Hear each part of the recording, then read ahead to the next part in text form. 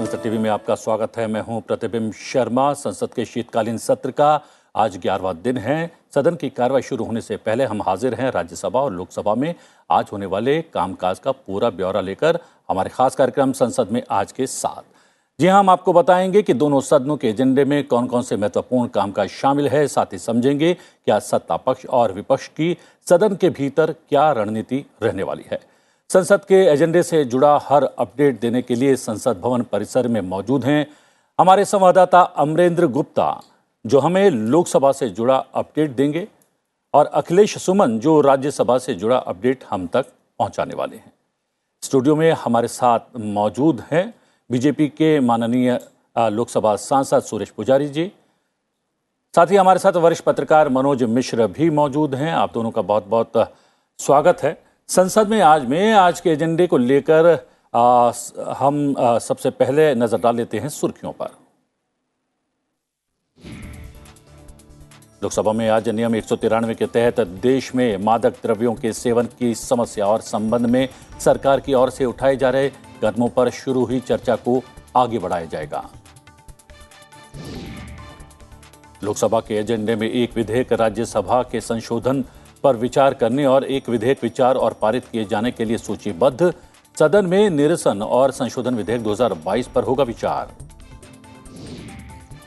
राज्यसभा की कार्यसूची में 2 विधेयक विचार और पारित किए जाने के लिए और 2 विधेयक विनियोग संख्यांक 5 और 4 विधेयक 2022 विचार और लौटाए जाने के लिए सूचीबद्ध। हम राज्यसभा और लोकसभा के आज के एजेंडे पर विस्तार से डालेंगे नजर और अपने मेहमानों से उस पर खास चर्चा भी करेंगे, लेकिन उससे पहले एक नजर दोनों सदनों में कल क्या कुछ हुआ उस पर डाल लेते हैं रिकैप के जरिए।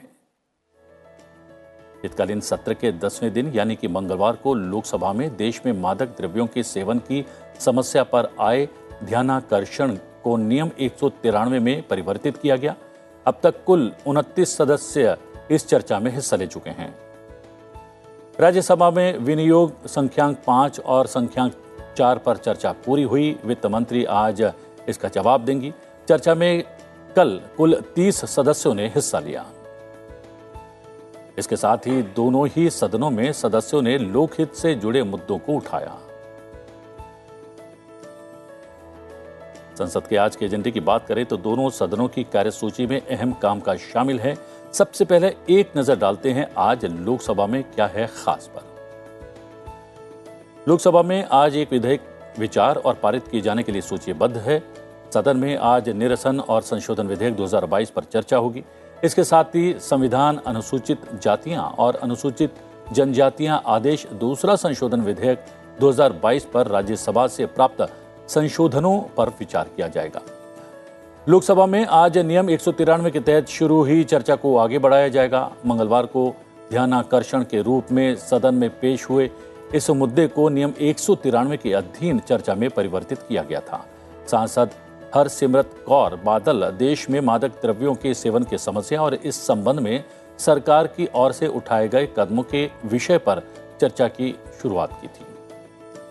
वित्त मंत्री निर्मला सीतारमण लोकसभा में 2 सांविधिक संकल्प पेश करने वाली हैं। साथ ही सदन में प्रश्नकाल के दौरान अहम प्रश्न पूछे जाएंगे। विभिन्न अहम पत्र सभा पटल पर रखे जाएंगे और नियम 377 के अधीन लोकहित के मुद्दों पर चर्चा होना भी सूचीबद्ध है।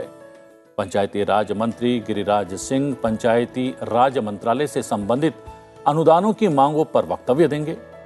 इलेक्ट्रॉनिक और सूचना प्रौद्योगिकी मंत्री अश्विनी वैष्णव मंत्रालय से संबंधित अनुदानों की मांगों पर वक्तव्य देने वाले हैं। इस्पात राज्य मंत्री फगन सिंह कुलस्ते इस्पात मंत्रालय से संबंधित अनुदानों की मांगों पर वक्तव्य देंगे। उपभोक्ता मामले, खाद्य और सार्वजनिक वितरण राज्य मंत्री साध्वी निरंजन ज्योति मंत्रालय से संबंधित अनुदानों की मांगों पर वक्तव्य देने वाली हैं। वाणिज्य और उद्योग राज्य मंत्री सोम प्रकाश मंत्रालय से संबंधित प्रतिवेदनों पर सदन में वक्तव्य देंगे। लोकसभा में कई अहम संसदीय समितियों के प्रतिवेदन और विवरण भी पेश किए जाएंगे। सांसद राजेश वर्मा अन्य पिछड़े वर्गों के कल्याण संबंधी समिति के प्रतिवेदन, सांसद गिरीश चंद्र सभा पटल पर रखे गए पत्रों संबंधी समिति के प्रतिवेदन, सांसद पीपी चौधरी विदेशी मामलों संबंधी स्थायी समिति का प्रतिवेदन और सांसद रमेश विधुड़ी पेट्रोलियम और प्राकृतिक गैस संबंधी स्थायी समिति का प्रतिवेदन पेश करेंगे। सीधा रुख करते हैं अपने सहयोगी अमरेंद्र गुप्ता का। अमरेंद्र, बहुत खास दिन रहने वाला है। 193 के तहत चर्चा हो चुकी है। 29 माननीय सांसद इस चर्चा में हिस्सा ले चुके हैं। क्या आज इस चर्चा का पटाक्षेप हो जाएगा, परिणति हो जाएगी और जो है केंद्रीय मंत्री अमित शाह इस चर्चा का जवाब देने वाले हैं क्या?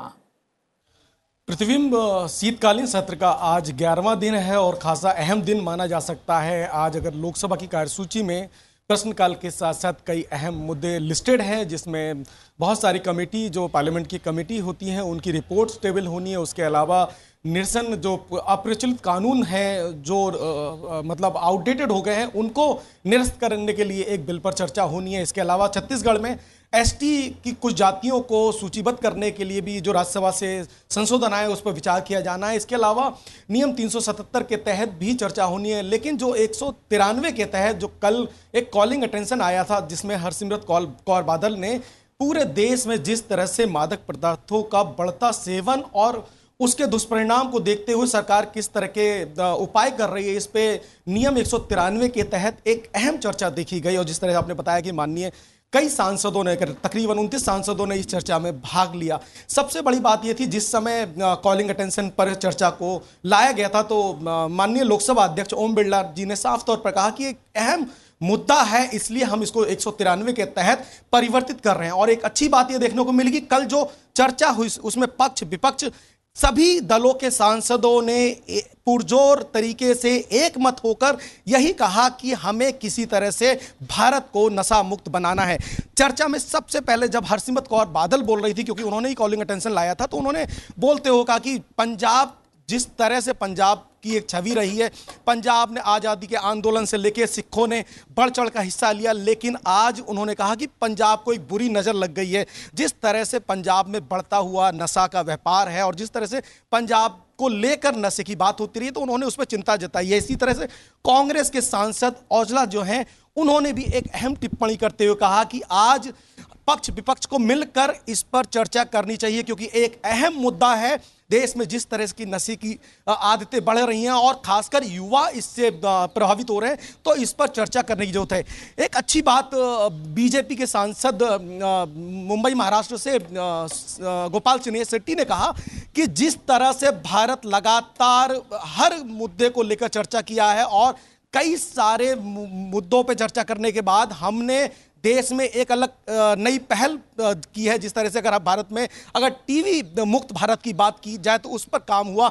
और उन्होंने बाकायदा कहा कि भारत के प्रधानमंत्री नरेंद्र मोदी जिस तरह से भ्रष्टाचार मुक्त भारत की परिकल्पना के तहत आगे बढ़ रहे हैं, इसी तरह देश में नशा मुक्त भारत की तरफ पक्ष विपक्ष को मिलकर कार्य करना चाहिए।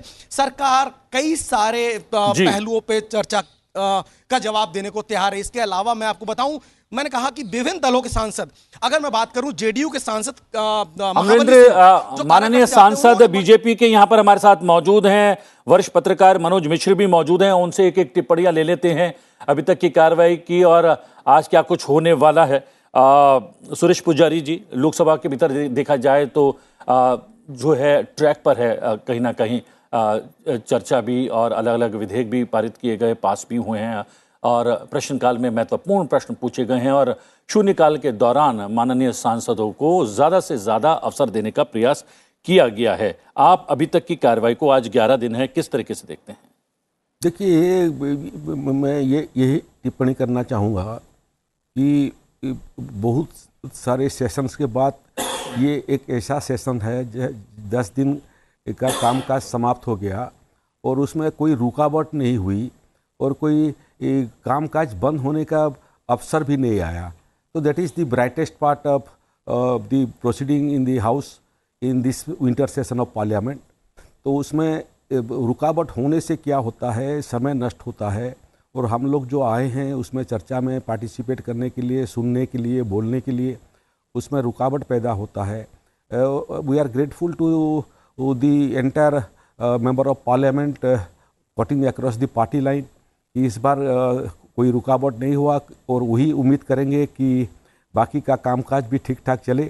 और दूसरा एक विषय भी यहाँ मैं बोलना चाहूँगा कि ये नस्ली द्रव्यों के बारे में तो कल इन अटेंशन मोशन आया था, लेकिन सभी के साथ सलाह मशवरा करने के बाद माननीय वाचस्पति जी ने उसको 193 में चर्चा करने के लिए कन्वर्ट कर दिया और सभी ने उसमें सहमत भी हो गए। और 193 में क्या होता है, लंबा समय तक मौका मिलेगा, सबको पार्टिसिपेट करने के लिए भी मौका मिलेगा और उसका निर्यास निकालने के लिए भी मौका मिलेगा। शायद आज भी ये डिस्कशन आगे चलेगा और शायद काल परसों भी हो सकता है। जितना सारे सांसद हैं सबको ही चाहेंगे इसमें पार्टिसिपेट करने के लिए। और जो विषय है संगीन विषय है, पूरा का पूरा आप जो बोल रहे थे कि देश को नशा मुक्त करने के लिए, देश को हिंसा मुक्त करने के लिए और देश को भ्रष्टाचार मुक्त करने के लिए जो मुहिम शुरू किए हैं माननीय प्रधानमंत्री जी, उसमें मेरे को लगता है ये विषय पर भी आगे उसका कैसे देश को पूरा का पूरा नशा मुक्त करेंगे और नौजवान को इससे बचाएंगे, उसका निर्यास निकालने के लिए और उसके ऊपर कार्रवाई करने के लिए भी ये मौका मिलेगा। और वैसे आज प्रश्नकाल है ही, प्रश्नकाल के बाद फिर आप जो बोल रहे थे बहुत सारे विधेयक भी है और 0 आवर भी है, 377 मामलों के बीच बारे में भी विषय सब आएंगे। तो मेरे को लगता है this particular session of winter session of parliament was just fantastic without any interruption and that is a good sign for democracy। जी मनोज मिश्र जी, यहाँ पर हमने देखा कि हरसिमरत कौर जी लेकर आई थी और हमने देखा कि राज्य की अकाली दल की सरकार इस मुद्दे पर कहीं ना कहीं घिर गई थी और माना ये भी जा रहा है कि शायद इस वजह से ही वापसी नहीं कर पाई उनकी सरकार। तो क्या इस चर्चा के केंद्र में पंजाब को भी रखा गया? नहीं, निश्चित रूप से आपने जो कहा वो उसी बात को मैं आगे बढ़ा रहा हूँ। अकाली दल का जो पंजाब में लगातार दूसरी हार लगातार हुई है, उसमें सबसे बड़ा योगदान इस नशे के प्रकोप का है।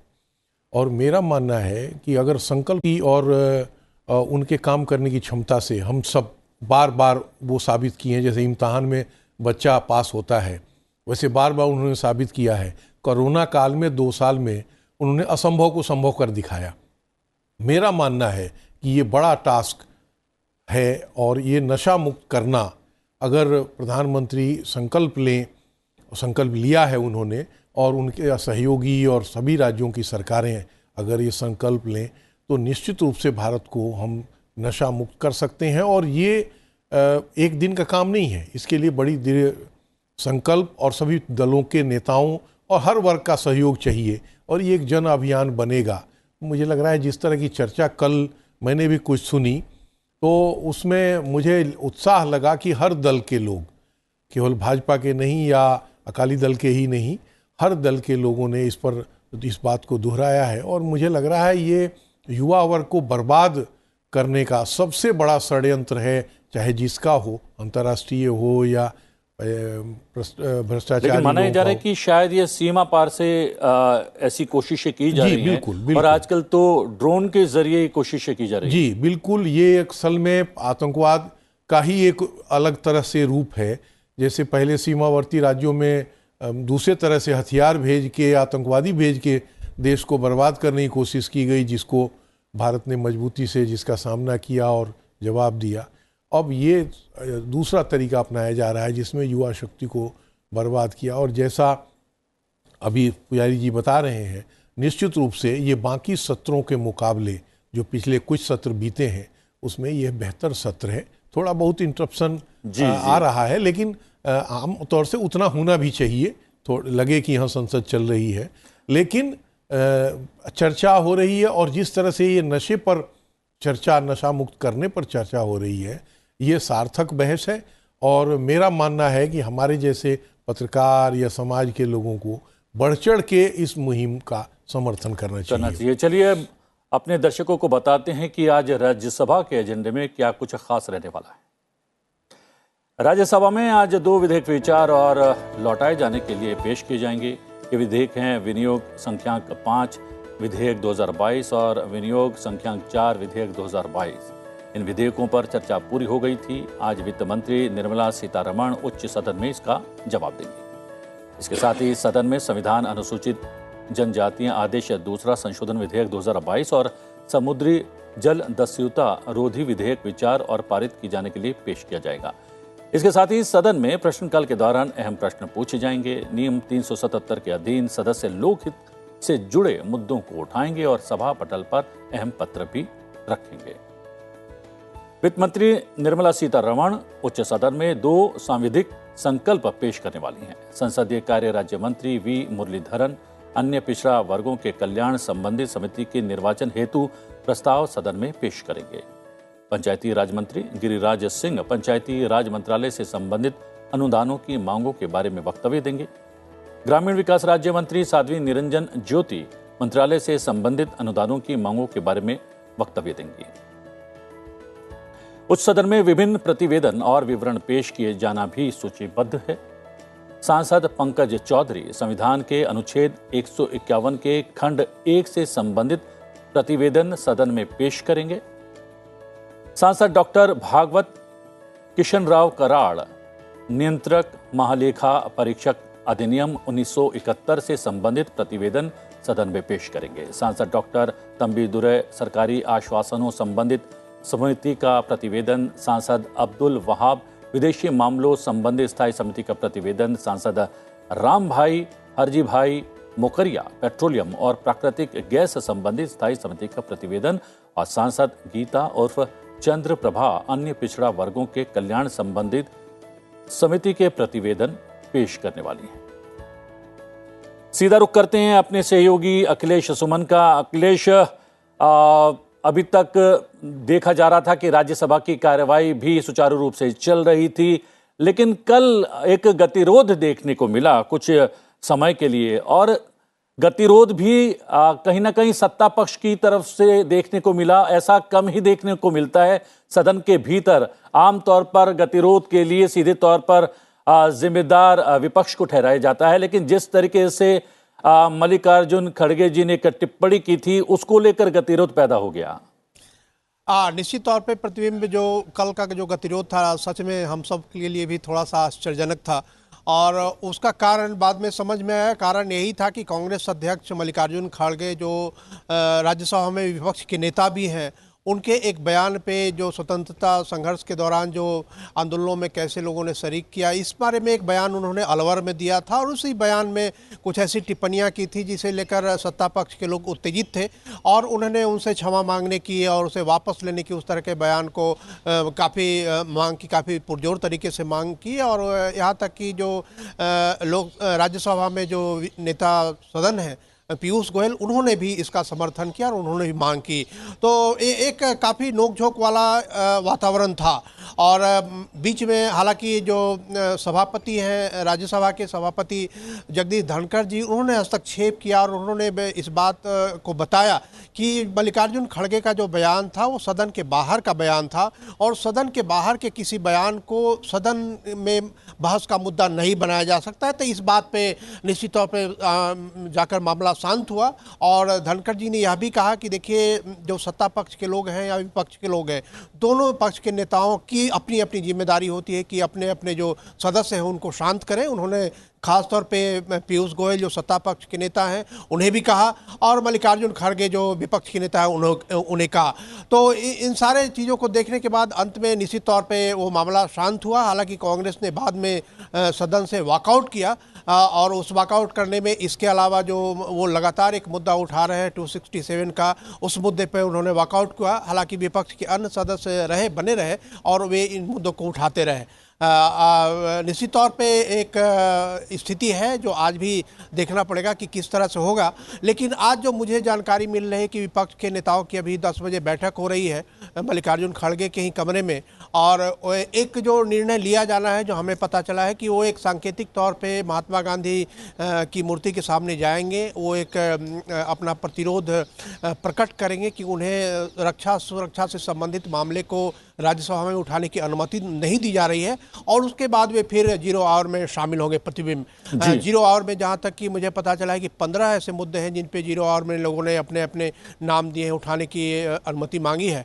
तो बड़ा देखना रोचक होगा। और मुझे जो लगता है कि अभी भी विपक्ष की तरफ से 267 पे निश्चित तौर पे एक मामला आएगा और वे फिर से एक बार रक्षा मामले पे बहस कराने की मांग करेंगे। अब देखना है कि किस तरह से शून्यकाल, जो कि राज्यसभा में प्रश्नकाल से पहले होता है, किस तरह से वो स्थितियां बनती है। जी जी जी, बहुत बहुत धन्यवाद। आपके पास आते रहेंगे और अपडेट के लिए हमारे साथ डॉक्टर फौजिया खान भी जुड़ गई हैं, एनसीपी की राज्यसभा की माननीय सांसद। आपका बहुत बहुत स्वागत है। हमारे सहयोगी बता रहे थे कि किस वजह से कल गतिरोध पैदा हुआ और क्या आपको नहीं लगता कि एक माननीय सांसद के साथ साथ कांग्रेस के अध्यक्ष और विपक्ष के राज्यसभा के अध्यक्ष होने के कारण थोड़ी सी संजीदगी अपने बयानों में या अपने वक्तव्यों में रखी जानी चाहिए? फौजिया जी,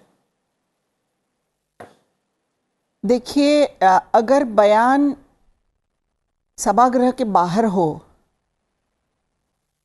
बाउंड्रीज तो हर चीज में रहना चाहिए, इस बात से मैं विरोध नहीं कर सकती हूं, लेकिन अगर स्टेटमेंट सभागृह के बाहर हो और सभागृह के अंदर सत्ताधारियों की तरफ से इस तरह का प्रदर्शन हो, तो ये भी एक ऑब्जेक्शनेबल बात है कि सत्ताधारियों का काम प्रोटेस्ट करना नहीं है और लीडर ऑफ द हाउस का काम हाउस को ऑर्डर में रखना है, एक दूसरे के संबंध विपक्ष के और सत्ताधारियों के अच्छे बनाए रखना है। तो ये ना होते हुए सत्ताधारियों की तरफ से ही सभागृह के अंदर इस तरह का प्रदर्शन होना, ये दुर्भाग्यपूर्ण है, ऐसा मुझे लगता है। और कहीं ना कहीं हमारा पार्लियामेंट्री जो गरिमा है पार्लियामेंट की, उसको कल हमको धक्का लगते हुए दिखा है। जी सुरेश पुजारी जी, जैसे कि हमने कहा कि और आमतौर पर हम देखा भी गया कि विपक्ष के द्वारा गतिरोध देखा जाता है, सत्ता पक्ष की तरफ से गतिरोध, क्या इसे गतिरोध मानेंगे या फिर आपको लगता है कि एक मांग की गई थी सत्ता पक्ष की तरफ से और केंद्रीय मंत्री ने उस मांग को पुरजोर तरीके से उठाया था? ये अधिकार आप किसी भी पक्ष से छीन नहीं सकते। नहीं, देखिए, एक तो पहले मैं ये बता दूं आपको कि राजनीति में सभी जगह पर मर्यादा होना चाहिए, चाहे पक्ष का हो चाहे प्रतिपक्ष का हो, और उसमें बोलने में मर्यादा होना चाहिए। और कोई भी विषय में कोई व्यक्ति के बारे में भी अगर हम लोग को कोई आलोचना करना है तो उसमें जो शब्दावली है, शब्दावली ढंग से प्रयोग होना चाहिए। जब मैं स्कूल में पढ़ता था उस समय एक मोरारजी भाई देसाई उस समय प्रतिपक्ष में थे और इंदिरा गांधी जी उस समय प्रधानमंत्री थे। उस समय एक आम सभा में मैं गया था और मैंने उस समय प्रभावित हुआ उनका शब्दावली देख के। जब भी इंदिरा गांधी जी के बारे में वो आलोचना करते थे, वो मीटिंग में वो बोलते थे कि इंदिरा बहन जी। तो कोई देखिए कितना मधुर शब्द है, इंदिरा बहन जी। अटल जी का सभा में भी, अटल जी के साथ भी नज़दीकी से मैं काम किया हूँ, उनका भी जो चर्चा करते थे और पार्लियामेंट के अंदर हो पार्लियामेंट के बाहर हो प्रतिपक्ष के बारे में प्रहार करते थे, उसमें भी इतना अच्छा शब्दावली प्रयोग करते थे। उससे हमें लगता है कि आज के दिन में चाहे पक्ष हो चाहे प्रतिपक्ष हो, चाहे पार्लियामेंट के अंदर हो चाहे पार्लियामेंट के बाहर हो, लोग हमको बहुत नज़दीकी से देख रहे हैं। और हम लोग अगर एग्जाम्पल सेट नहीं करेंगे और उम्मीद करेंगे कि आम जनता ढंग से व्यवहार करें, तो ऐसा कैसे हो सकता है? तो ये सबका जिम्मेदारी है, पक्ष का हो या विपक्ष का हो। राजनीति में जो कोई भी हैं, संसद में हैं, विधानसभा में हैं या आम कार्यकर्ता हैं, सबको इसको दृष्टि में रखना चाहिए कि बोलने के समय और प्रतिपक्ष के बारे में, व्यक्ति के बारे में आलोचना करने के समय शब्दावली ढंग से शब्दावली प्रयोग हो और हम लोग ऐसा एक एग्जाम्पल सेट करें जिसमें कि पूरा का पूरा आम जनता जो है उसमें वो लोग भी वो लाइन में आएंगे और समाज में भाईचारा लाने के लिए मेरे को लगता है कि आपस में बातचीत करना और आप दूसरों के बारे में आलोचना करने में शब्दावली का ढंग से प्रयोग होना चाहिए और मर्यादा उल्लंघन नहीं होना चाहिए और एग्जाम्पल सेट करना चाहिए। जी मनोज जी, ये बात ठीक है कि तकनीक के तौर पर शायद खड़गे जी की बात सही हो सकती है कि उन्होंने बयान सदन के भीतर नहीं दिया, बाहर दिया है, लेकिन नैतिक रूप से कितनी बड़ी जिम्मेदारी हो जाती है एक सांसद की, सदन के भीतर भी और सदन के बाहर भी? नहीं, निश्चित रूप से तकनीकी रूप से ये है कि वो संसद की कार्रवाई चल रही है और संसद के अंदर उन्होंने नहीं कहा, लेकिन मल्लिकार्जुन खड़गे कोई आम सांसद नहीं है। वो एक राष्ट्रीय पार्टी के राष्ट्रीय अध्यक्ष हैं और प्रतिपक्ष के नेता हैं, इसलिए उन्होंने जो कहा वो सब संभल के, जैसा अभी सुरेश पुजारी जी कह रहे थे, मैं इससे सहमत हूँ कि शब्दों की मर्यादा बनाए रखना है। और हम सब लोगों ने अपने ही जीवन काल में देखा है कि किस तरह से राजनीति में एक दूसरे के बाहरी विरोधी होते हुए भी कैसे लोगों ने शब्दों की मर्यादा को बनाए रखा। और मुझे लग रहा है ये आगे आने वाली पीढ़ी के लिए ये बहुत ज़रूरी है। जो विषय उठाया गया खड़गे जी, मैं उस बारे में 1 मिनट में एक कहना चाहता हूँ। अब जैसे मान लीजिए आज जो दल बना है, हम उससे कहें कि 100 साल पहले का अपना इतिहास बताओ। अरे भाई, भाजपा जो पार्टी है उससे पहले जो जनसंघ बनी, आज़ादी के बाद की बनी पार्टी है, जो उससे जिन संस्था से जुड़े हुए लोग भाजपा में जुड़े हुए हैं, वो संस्था भी 1925 में बनी। अब 1925 में बनी, उस समय जो लोग सक्रिय थे वो सारे लोग स्वतंत्रता संग्राम में जुड़े ही रहे, प्रेरणा से बनी। ये लंबा इतिहास है। आज़ादी का आंदोलन कोई 10 साल 5 साल का तो था नहीं। 1857 में पहला आंदोलन हुआ और वो सफल असफल उसका अलग विषय है, डिबेट कर सकते हैं आप। न तो हम एक दिन में गुलाम हुए और न ही हम एक दिन में आज़ाद हुए, और उस आंदोलन में कोई हम किसी के योगदान को कम ज़्यादा करने को तैयार नहीं है और ना हमारा अधिकार है। लेकिन सवाल है कि हम आप उसको सीमित दायरे में क्यों बांधना चाह रहे हैं? भाई, हजारों लोग, और हम लोग पढ़ने लिखने वाले लोग हैं, हमारी जानकारी में ऐसे हजारों सेनानी, स्वतंत्रता सेनानी, नायक रहे जिनका नाम कोई नहीं जानता, जो मर गए, खप गए, जिन्होंने बड़ा योगदान दिया। तो इससे जिनका नाम हम जानते हैं उनका हम योगदान कम नहीं हो रहा है। लेकिन ये फजूल की बहस है कि 100 साल पहले तुम्हारे दादा ने क्या किया और तुम्हारे दादा के दादा ने क्या किया। इसलिए अभी मुझे लग रहा है सदन के बाहर या सदन के अंदर इन सब चीज़ों पर आप अभी की चर्चा करिए ना। भाई, आप कहिए ना, आपका शासन रहा, अटल जी का शासन रहा तो क्या किया गया, या आप कहिए ना कि नरसिंह राव का शासन रहा, भाजपा के लोग हैं, तो आपने क्या किया, या अभी जो आपका शासन है नरेंद्र मोदी जी का, उसमें क्या हो रहा है, इस पे बहस होनी चाहिए। बजाय ये कि अब 100 साल पहले क्या हुआ, अब इसका कोई जवाब क्या देंगे? आप ही से या मुझसे कोई ये सवाल करे कि आपके दादाजी ने, हम क्या जवाब देंगे? भाई, हम जो कर रहे हैं उसका जवाब देंगे जी। तो मुझे लग रहा है उतना जितना भाजपा के लोगों ने किया उतना करना जरूरी था। अगर वो नहीं करते तो और गलत संदेश जाता कि भाई, आपकी पार्टी की पूरे बुनियाद पर ही किसी ने सवाल उठाए हैं और उस पर भी आप रिएक्ट नहीं कर रहे हैं। तो उतना रिएक्ट करना मुझे लग रहा है वो ठीक था, लेकिन हाँ, बहुत ज्यादा इंटरप्ट करना ठीक नहीं है। जी, एक विषय में जोड़ना चाहूँगा। जी, सही कहा कि 1857 में से ही स्वतंत्रता का लड़ाई शुरू हो गई थी। लेकिन मैं ये बताना चाहता हूँ आप सभी को कि मैं जिस क्षेत्र से आया हूँ वहाँ 1857 से लगभग 30 साल पहले जी जी मेरे क्षेत्र से लोग लड़ना शुरू किए थे। वीर सुरेंद्र साहब लगभग 37 ईयर्स उन्होंने जेल में बिताया। और एक परिवार जो मेरा खुद का कंस्टिट्यूंसी में घैंस करके एक परिवार है, जिस परिवार में माधो सिंह, अरी सिंह, बैरी सिंह, कुंजेल सिंह, एक परिवार का 2 पीढ़ी फांसी चढ़े देश के लिए। तो उनका जो कुर्बानी है, वो कुर्बानी को कैसे, उनका जो सपना था उसको कैसे साकार करेंगे। मेरे को लगता है कि आपस में अलग अलग पार्टी हैं, ठीक है, लेकिन सब मिलके, सबका जिम्मेदारी है, सब मिलके देश को आगे बढ़ाने के लिए। और आज़ादी में जो लोग लड़े थे, कुर्बानी दिए थे, उनका जो सपना था उसको साकार करने के लिए सब मिलजुल के लड़ना चाहिए। जी जी 100 साल पहले का इतिहास नहीं हमने लाना चाहिए, ये सही है। तो 50-60 साल पहले का भी नहीं लाना चाहिए। बात बात पे जो है 8 साल में क्या हुआ और 60 साल में क्या हुआ, ये जो बात होती है, तो ये भी बार बार तो सत्ताधारियों की तरफ से, मंत्रियों की तरफ से आता है कि 60 साल में आपने क्या किया, 75 साल में आपने क्या किया।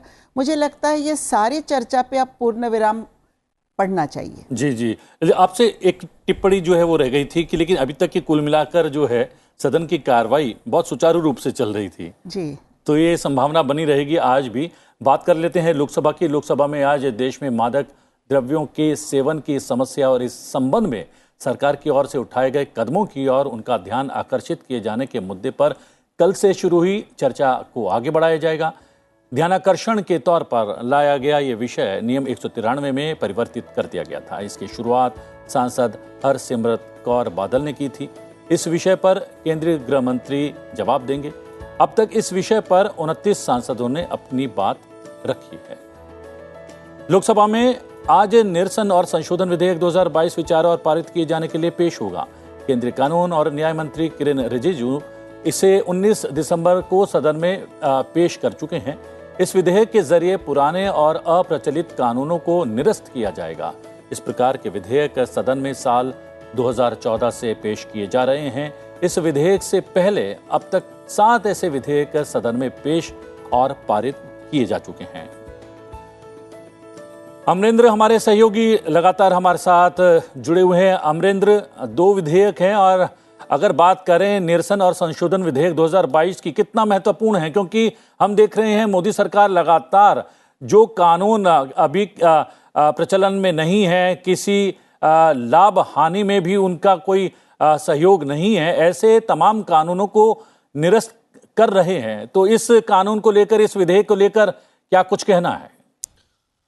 पृथ्वी, जिस तरह से मैं आपको बता दूं कि अभी पिछले हफ्ते ही कानून राज्य मंत्री किरेन रिजिजू ने राज्यसभा में जवाब देते हुए कहा कि 2014 से अब तक मोदी सरकार ने 1486 अप्रचलित का जो कानून थे, जो बेकार हो चुके थे, जो तात्कालिक परिस्थितियों में बनाए गए थे, जो अभी भी लॉ के कानून की किताबों में थे, उनको रद्द किया गया है। इसके अलावा 70 से 76 ऐसे कानून थे जिनको विधानमंडल और विधानसभाओं से निरस्त कराया जा चुका है। और मैं आपको बता दूं कि लगातार विधि आयोग जो है भारत सरकार की, वो पुराने कानूनों को समाप्त करने की वकालत करती रही है। 2004 की बात करें तो सबसे ज़्यादा जो अपरिचित कानून थे वो अटल बिहारी वाजपेयी की सरकार में निरस्त किए गए। और अभी तक जो मैंने आपको डेटा बताया, ये पिछले हफ्ते राज्यसभा में दिया गया डेटा था, जिसके तहत 1400 के आसपास के जो कानून है उनको निरस्त किया गया। यानी कि 14 से लेके और 21 तक की ये है, जिसमें 14 से 16 के बीच में करीब 1100 कानून, उसके बाद 17, 18 और 21 में, और जो आज जो कानून में समाप्त करने की है उसमें तकरीबन 60 कानून को निरस्त करने की वकालत की गई है। प्रतिबिंब, ये वो कानून थे जो तात्कालिक परिस्थितियों में बनाए गए थे, जिनका औचित्य नहीं है, और इस पर बाकायदा विधि आयोग ने अपनी रिपोर्ट दी है कि इसमें संशोधन करने की भी गुंजाइश नहीं है, लिहाजा इनको समाप्त कर दिया जाए। और जो कानून की बुक है उसको कहते हैं स्प्रिंग, यानी कि cleaning of the status book, उस किताब से ही इसको हटाया जाए। तो लगातार मोदी सरकार ने इस पर हटाने का काम किया। और मैं आपको बता दूं, जब 14 में प्रधानमंत्री नरेंद्र मोदी की सरकार बनी तो ट्रांसफॉर्मिंग इंडिया के एक व्याख्यान माला में नरेंद्र मोदी जी ने यह साफ तौर पर कहा था कि मेरा लक्ष्य देश से उन कानूनों को हटाना है जो वर्तमान की परिस्थितियों में जिनका कोई औचित्य नहीं है। और लगातार सरकार काम कर रही है। मैं आपको बताऊं कि लगातार आपने देखा होगा पिछले कई सत्रों के दौरान लगभग कभी 1100 कानून, कभी 50 कानून, तो ऐसे करके 1400-1500 जो कानून हटाए हैं। उनकी औचित्यता मैं बता दूं कि एक कानून तो ऐसा है जो आज हटेगा, वो 135 साल पुराना कानून है। तो कुल मिला के कहा जाए तो एक अहम ये बिल माना जा सकता है, और इसकी उपयोगिता भी वर्तमान समय में बहुत है। प्रतिबिंब जी, डॉक्टर फौजिया खान, अभी आपने बात कही थी कि तुलना नहीं होनी चाहिए। अगर 100 बरस की तुलना नहीं होनी चाहिए तो 50 बरस की भी तुलना नहीं होनी चाहिए। तुलना कभी इसलिए भी ज़रूरी हो जाती है क्योंकि बहुत सारी चीज़ें लगातार ऐसी परंपरा में चली आती हैं जिनकी आवश्यकता वक्त रहते समाप्त हो जाती है। ऐसे ही बहुत सारे कानून थे जो लगातार चले आ रहे थे, जिनकी कोई आवश्यकता नहीं थी।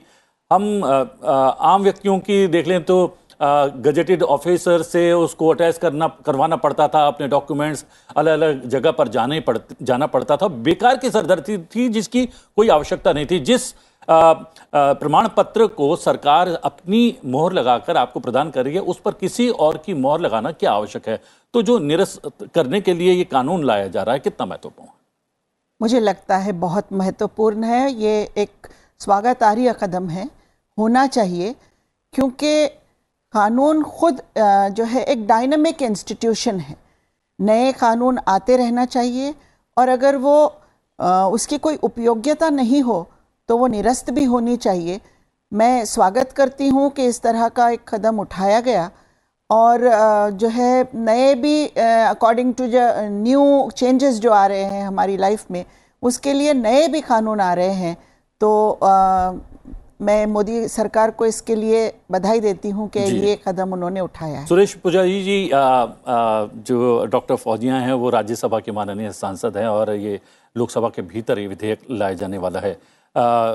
तो मुझे लग नहीं रहा कि शायद लोकसभा के भीतर भी, सदन के भीतर भी इसको लेकर बहुत ज़्यादा किसी विरोध का सामना सदन के भीतर सत्ता पक्ष को करना पड़ेगा या माननीय मंत्री को करना पड़ेगा। नहीं, मेरे को लगता नहीं है कि इसके लिए कोई विरोध होगा ओपोजिशन की ओर से, विरोधियों की ओर से, मेरे को लगता नहीं है। और मैं आपको ये भी बता दूं कि प्रोफेशन में मैं भी वकील हूं और इतना सारा कानून, कभी कभी तो हमें लगता है कि भाई हिंदुस्तान में जितना कानून है वो छोटा मोटा देश का आबादी से भी ज़्यादा है। तो ये कानून अंग्रेज़ों के ज़माने के जो कानून है, उस समय अंग्रेज़ों ने कानून बनाए थे, देश में स्वतंत्रता आंदोलन को कुचलने के लिए बनाए थे। वो आज भी रेलिवेंट है, उसका कोई ज़रूरत नहीं है। और मेरे को लगता है कि इसके साथ साथ ये तो पुराना कानून जिसका कोई प्रयोग आज के दिन में ज़रूरत नहीं है, उसको तो डू अवे करना चाहिए, ख़त्म कर देना चाहिए। उसके साथ साथ मैं ये भी बोलना चाहता हूँ कि बहुत ज़्यादा कानून करने से नहीं होगा। देखिए, इंडियन पेनल कोड एक है, क्रिमिनल प्रोसीजर कोड एक है, इंडियन एविडेंस एक्ट है। ऐसा कोई अपराध नहीं है जो इंडियन पेनल कोड के दायरे में नहीं आएगा। तो बहुत सारे जनरल कानून को छोड़ के हम लोग स्पेशल लेजिस्लेशन जो करते जा रहे हैं, उसमें क्या होता है, संख्या बढ़ने के कारण वकीलों को भी दिक्कत होता है, जजेस को भी दिक्कत होता है और कानून को का गलत इंटरप्रिटेशन करने के लिए भी लोगों को मौका मिलता है। तो मेरे को लगता है कि कम से कम कानून होना चाहिए, स्पष्ट कानून होना चाहिए। और ये कानून व्यवस्था को लागू करने के लिए मेरे को लगता है कि सारा के सारा हिंदुस्तान में ये अंग्रेजी भाषा को छोड़ के हिंदी और रीजनल भाषा में अगर होगा तो जो कॉमन लोग हैं वो भी ठीक से समझ पाएंगे। रीजनल लैंग्वेज से होना चाहिए, कानून की पढ़ाई भी रीजनल लैंग्वेज से होना चाहिए और कोर्ट कचहरी का काम भी रीजनल लैंग्वेज से अगर होगा तो आम जनता को भी पता चलेगा, वो भी कानून का सही इस्तेमाल कर पाएंगे। अगर राज्यसभा की बात करें तो राज्यसभा में आज संविधान अनुसूचित जनजातियां आदेश दूसरा संशोधन विधेयक 2022 से विचार और पारित किए जाने के लिए पेश किया जाएगा। दूसरे संशोधन विधेयक के माध्यम से तमिलनाडु राज्य के संदर्भ में अनुसूचित जनजातियों की सूची को संशोधित किया जाना है। इसके लिए संविधान अनुसूचित जनजातियां आदेश 1950 में संशोधन किए जाने पर विचार किया जाएगा। इस विधेयक को सदन में केंद्रीय मंत्री अर्जुन मुंडा विचार किए जाने के लिए पेश करेंगे। राज्यसभा में आज बात करें तो समुद्री जल दस्युता रोधी विधेयक विचार और पारित किए जाने के लिए पेश होने वाला है। विधेयक को विदेश मंत्री डॉक्टर एस जयशंकर सदन में विचार और पारित करने का प्रस्ताव रखेंगे। समुद्री जल दस्युता रोधी विधेयक 2019 को लोकसभा से 19 दिसंबर को पारित किया गया था। ये विधेयक भारतीय अधिकारियों को गहरे समुद्र में समुद्री डकैती के खिलाफ कार्रवाई करने में सक्षम बनाता है। इसके जरिए खुले समुद्र में होने वाली डकैती के लिए दंड तय किए जाएंगे।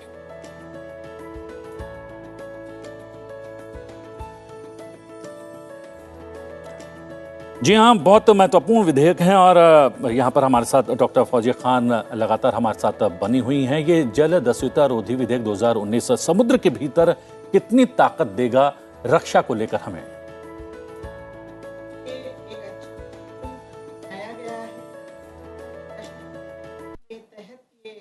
कानून आया है और ये बात सच है कि हमारे किसी डोमेस्टिक एक्ट में ये जो पानी में दूर तक 200 नॉटिकल माइल्स के आगे जो कुछ था उसके लिए कोई प्रावधान नहीं था।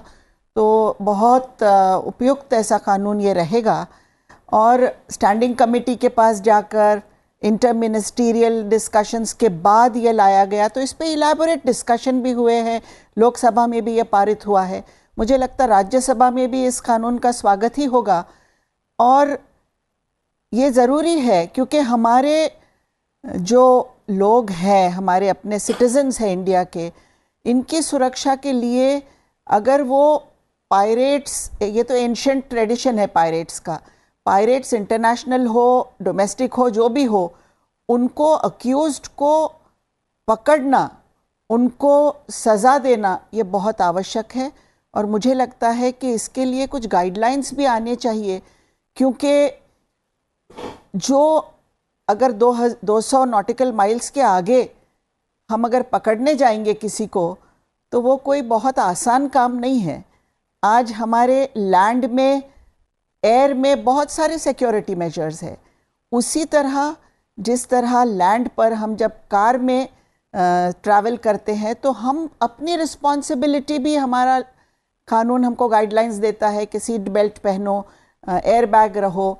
इस तरह से मुझे लगता है कि सी में भी ये सब रिस्पॉन्सिबिलिटी के लिए गाइडलाइंस होने चाहिए कि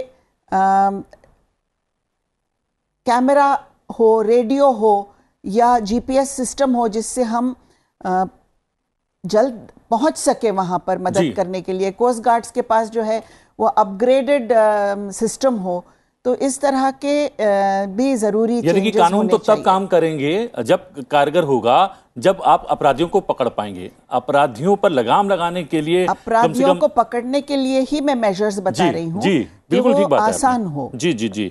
लेकिन एक बात और है यहाँ पर मनोज मिश्रा जी, अगर जब 200 नॉटिकल माइल्स समुद्र के अंदर आप चले जाते हैं तो आपकी जलवायु सीमा तो रहती नहीं है वहाँ पर, वो अंतर्राष्ट्रीय जलवायु सीमा रहती है या फिर उस देश के नज़दीक वो जो क्षेत्र पड़ेगा उस की जलवायु सीमा के अंतर्गत आ जाएगा। तो दूसरे देशों के साथ सामंजस्य कितना, उसको कितना महत्व देता है ये विधेयक? नहीं, निश्चित रूप से ये भी जरूरी होगा कि हम बाकी देशों से संपर्क में रहें और उनके साथ उनके कानून के हिसाब से तालमेल बैठाएं। और ये ज़रूरी है कि एक सीमा के बाद अगर कोई हमारे साथ अपराध होता है या हमारे नागरिकों के साथ अपराध होता है तो उनको पकड़ने या उनको सज़ा दिलाने के लिए कानून बनाया जाए। और इसमें जो जैसे बीच बीच में खबरें आती थी कि एक देश नाम नहीं लूँगा, कि वहाँ पेशेवर डाकू हैं जो यही काम ही करते हैं कि समुद्र में लोगों को लूटने का काम करते हैं, तो वहाँ तक हमारी सीमा नहीं के लिए कानून नहीं बना था। तो इस तरह से अगर बनता है तो निश्चित रूप से मुझे लग रहा है कि अपने देश के नागरिकों के हित में होगा और संपत्ति के हित में होगा। और जो आपने प्रतिनिधि जी ने कहा वो निश्चित रूप से भी जरूरी है कि जिन देशों के साथ हमारी सीमाएं लगती हैं या समुद्री सीमाओं में, उनसे हम बेहतर तालमेल बना के रखें। और जाहिर तौर से मुझे लग रहा है कि जब ये बिल पास होगा तो ये चर्चा में ये बातें भी आएंगी। जी जी, मनोज जी ने जो विषय कहा सही कहा जी, उसमें और एक चीज मैं जोड़ना चाहता हूँ कि सिर्फ ये पकड़ने का विषय नहीं है कि जलदस्यु जो हैं और सीमा से बाहर हैं, वायु सीमा से, जल सीमा से बाहर हैं, उनको सिर्फ पकड़ने का विषय नहीं है, उसमें और एक प्रावधान है। पहले क्या होता था, पहले भी हम लोग पकड़ते थे लेकिन उनका जो ट्रायल होता था वो हिंदुस्तान में संभव नहीं होता था, कानून के व्यवस्था नहीं होने के कारण।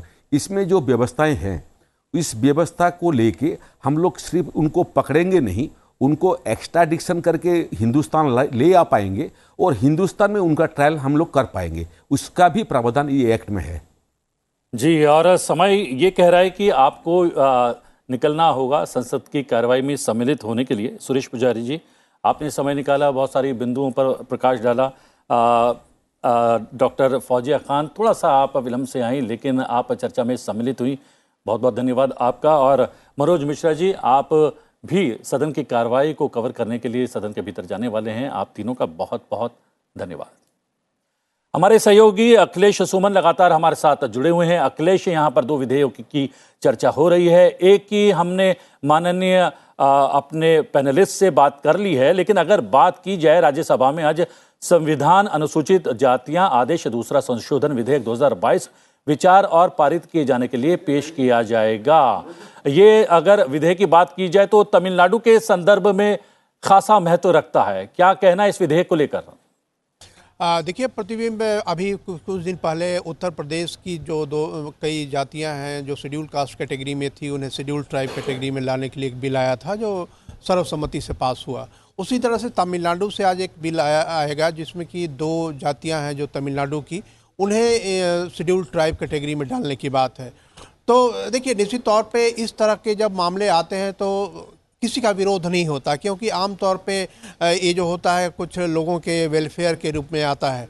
लेकिन निश्चित तौर पे इस बहाने जो शेड्यूल ट्राइब के लोग हैं उन ट्राइब के लोगों को क्या सरकार सुविधाएं दे रही है, उनकी क्या समस्याएं हैं, इस बात पर ही चर्चा हो जाती है और एक व्यापक संदेश जाता है पूरे देश में कि हाँ जी, अनुसूचित जनजातियों के वेलफेयर के बारे में सरकार और विपक्ष दोनों काफ़ी सचेष्ट हैं और इस बात की चर्चा सदन में हो रही है। तो उसी तरह से जो आज का विधेयक है, इसमें 27,000 के करीब लोग हैं जो 2 कैटेगरीज में हैं, 2 जातियों में हैं। वो 27,000 लोगों को करीब करीब शेड्यूल ट्राइब की कैटेगरी में डाला जाएगा और जब शेड्यूल ट्राइब की कैटेगरी में डाला जाएगा तो वहाँ जो शेड्यूल ट्राइब से रिलेटेड जो उनके सुविधाएं हैं, उन सुविधाओं का लाभ उनको मिल पाएगा। निश्चित तौर पे जो स्थानीय तौर पे जो मामले उठते हैं, स्थानीय तौर पे एक बात आती है कि जो पहले से शेड्यूल ट्राइब के कैटेगरी में हैं वो शेड्यूल ट्राइब की कैटेगरी को इनसे हानि तो नहीं हो रही है। तो इस बात पे निश्चित तौर पे सत्ता पक्ष भी सचेत रहता है, राज्य सरकार जो वहाँ की है, क्योंकि ये जो परिवर्तन करने का मामला आता है राज्य सरकार के अनुमोदन से केंद्र सरकार के पास आता है और उसके बाद केंद्र सरकार सदन में, दोनों सदनों में पास करके इसे वापस राज्यों को भेजती है और राज्य उस पर खुद भी अमल करते हैं और केंद्र सरकार भी अपनी सूची में परिवर्तित करके उन्हें केंद्रीय जो स्तर पर जो सुविधाएं दी जा सकती है उन्हें दिया जाता है। तो कह सकते हैं कि एक स्वस्थ चर्चा होती है ऐसे मामलों पर आमतौर पर और इस चर्चा को सुनना काफ़ी रोचक होता है प्रतिबिंब, क्योंकि ये ऐसे मामले हैं जो ऐसे सुदूर के रहने वाले लोग हैं जिनके बारे में कई तरह की स्कॉलरशिप की भी व्यवस्था है, कई तरह के आरक्षण और सुविधाओं की व्यवस्था है, लेकिन क्यों उन पे अमल नहीं हो पाता है, ये बातें खुलकर सामने आती हैं। जी अखिलेश, आपने बहुत सारे बिंदुओं को उजागर किया और अपडेट किया हम लोगों को कि राज्यसभा के भीतर आज क्या कुछ संभव है। जानकारी के लिए बहुत बहुत धन्यवाद, थैंक यू वेरी मच। बात करें लोकसभा में आज प्रश्नकाल की, तो प्रश्नकाल के दौरान कोयला, वाणिज्य और उद्योग, संचार, उपभोक्ता मामले, खाद्य और सार्वजनिक वितरण, इलेक्ट्रॉनिकी और सूचना प्रौद्योगिकी, रेल और वस्त्र मंत्रालय से प्रश्न पूछे जाने सूचीबद्ध हैं। सांसद संगम लाल गुप्ता वस्त्र मंत्रालय से कपड़ा क्षेत्र में क्षमता निर्माण योजना यानी कि समर्थ योजना से संबंधित सवाल पूछेंगे। सांसद अर्जुन सिंह वस्त्र मंत्रालय से पटसन उद्योग को बढ़ावा देने हेतु योजना से जुड़ा हुआ प्रश्न पूछेंगे। सांसद शारदा अनिल पटेल संचार मंत्रालय से देश में निशुल्क इंटरनेट सुविधा का इस्तेमाल नहीं कर पाने वाले लोगों से संबंधित प्रश्न पूछने वाली हैं। सांसद रघु रामकृष्ण राजू रेल मंत्रालय से नरसापुरम रेलवे स्टेशन पर रेलवे अंडर ब्रिज यानी कि RUB के निर्माण कार्य से संबंधित सवाल करेंगे। सांसद NK प्रेमचंद्रन उपभोक्ता मामले, खाद्य और सार्वजनिक वितरण मंत्रालय से ऑनलाइन खरीदारी के संबंध में उपभोक्ताओं के अधिकारों के संरक्षण से जुड़ा प्रश्न पूछेंगे। सांसद रोडमल नागर कोयला मंत्रालय से शुष्क ईंधन के उत्पादन से संबंधित सवाल पूछने वाले हैं। सांसद डॉक्टर A चेला कुमार कोयला मंत्रालय से कोयला खदानों के कम उपयोग से जुड़ा प्रश्न पूछने वाले हैं। सांसद डॉक्टर लोरहो S फोज संचार मंत्रालय से बाहरी मणिपुर में मोबाइल टावर लगाए जाने से संबंधित सवाल पूछेंगे। सांसद कनी के वक्स उपभोक्ता मामले, खाद्य और सार्वजनिक वितरण मंत्रालय से कुशल भंडारण प्रणालियों के विकास से जुड़ा प्रश्न पूछेंगे। सांसद सुरेश कश्यप रेल मंत्रालय से चंडीगढ़ और बद्दी औद्योगिक क्षेत्र के बीच रेल लाइन के निर्माण की वर्तमान स्थिति से संबंधित सवाल पूछेंगे। सांसद वांगा गीता विश्वनाथ इलेक्ट्रॉनिकी और सूचना प्रौद्योगिकी मंत्रालय से PMGDI/SHA के अंतर्गत सम्मिलित ग्रामीण परिवार से जुड़ा सवाल पूछेंगे। सांसद उदय प्रताप सिंह रेल मंत्रालय से मध्य प्रदेश में नई रेल परियोजनाओं के शुरू किए जाने से संबंधित सवाल पूछेंगे। सांसद दीपक बैज रेल मंत्रालय से जगदलपुर और राव घाट के बीच रेल लाइन के निर्माण से जुड़ा प्रश्न पूछेंगे। सांसद SR पार्थिबन वस्त्र मंत्रालय से तमिलनाडु में नए टेक्सटाइल पार्क खोले जाने से संबंधित सवाल पूछेंगे। सांसद सु थिरुनवुक्कारास वाणिज्य और उद्योग मंत्रालय से हाल ही में आयोजित हुए अंतर्राष्ट्रीय व्यापार मेला 2022 में शामिल हुए व्यापारियों और आम जनता की संख्या से संबंधित सवाल करने वाले हैं। सांसद मनोज किशोर भाई कोटक रेल मंत्रालय से मुंबई महानगर क्षेत्र यानी कि MMR में रेलवे स्टेशनों के उन्नयन से संबंधित सवाल पूछेंगे। सांसद रवि किशन संचार मंत्रालय से 4G नेटवर्क से वंचित जिलों के बारे में सवाल करने वाले हैं। सांसद मोहन भाई कल्याण जी कुंडारिया रेल मंत्रालय से ओखा हरिद्वार एक्सप्रेस की सप्ताह में 3 बार सेवा शुरू किए जाने से संबंधित सवाल पूछेंगे। सांसद थॉमस चाची कादन रेल मंत्रालय से किसान रेल योजना से जुड़ा सवाल पूछने वाले हैं। सांसद वी के श्री कंदन रेल मंत्रालय से चंद्रपुर में ढह गए फुट ओवर ब्रिज के रखरखाव से संबंधित प्रश्न पूछने वाले हैं। राज्यसभा में आज सहकारिता, शिक्षा, गृह, अल्पसंख्यक कार्य, पंचायती राज, सड़क परिवहन और राजमार्ग, ग्रामीण विकास, कौशल विकास और उद्यमिता मंत्रालय सहित अन्य मंत्रालयों से जुड़े महत्वपूर्ण सवाल पूछे जाने। सांसद जवाहर सरकार ग्रामीण विकास मंत्रालय से मनरेगा के तहत जारी की गई धनराशि और देनदारियों से जुड़ा सवाल पूछेंगे। सांसद इंदु बाला गोस्वामी ग्रामीण विकास मंत्रालय से हिमाचल प्रदेश में प्रधानमंत्री ग्राम सड़क योजना यानी कि PMGSY से जुड़ा सवाल पूछेंगे। सांसद संजय राउत गृह मंत्रालय से NDRF और SDRF के बीच समन्वय से संबंधित सवाल पूछेंगे। सांसद अजीत कुमार भुयान सामाजिक न्याय और अधिकारिता मंत्रालय से असम में NGO द्वारा वृद्धाश्रम के संचालन से जुड़ा सवाल पूछेंगे। सांसद डॉक्टर अशोक कुमार मित्तल शिक्षा मंत्रालय से शैक्षिक अनुसंधान पर खर्च करने से जुड़ा प्रश्न करने वाले हैं। सांसद इमरान प्रतापगढ़ी गृह मंत्रालय से कैदियों की जेल से रिहाई से जुड़ा सवाल पूछेंगे।